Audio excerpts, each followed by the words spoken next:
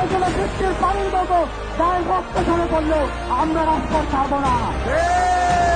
সর্বোচ্চ শ্রদ্ধা জানাই, কিন্তু তার থেকেও বেশি শ্রদ্ধা জানাই আমাদের রাষ্ট্রের মূল স্তম্ভ সংবিধানকে। আমাদের সংবিধানের মূল কথা কি? 29 নম্বর অনুচ্ছেদের মূল কথা হচ্ছে সুযোগের সমতাকে বাধাগ্রস্ত করা যাবে না। রাষ্ট্র চাইলে শুধুমাত্র অনগ্রসর গোষ্ঠীর জন্য সুযোগের সমতায় কিছুটা প্রভাব ছড়াতে পারে। আমরা বলছি সেটা অবশ্যই 5% বেশি নয়। সংবিধানের কোথাও বলা নেই মুক্তিযোদ্ধার নাতি নাতনি চতুর্থ পঞ্চম প্রজন্মকে কোটা দিতে হবে। তাদের সংবিধানের কোথাও বলা নেই পোষ্য প্রধান নামে কর্মকর্তা ছেলে কর্মকর্তা হবে আর কৃষকের ছেলে কৃষকই থেকে যাবে।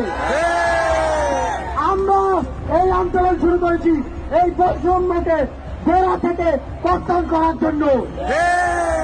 আমরা ততদিন পর্যন্ত টেবিলে ফিরে যাব না যতদিন এই বৈষম্যমূলক প্রচার প্রবর্তিত হবে না।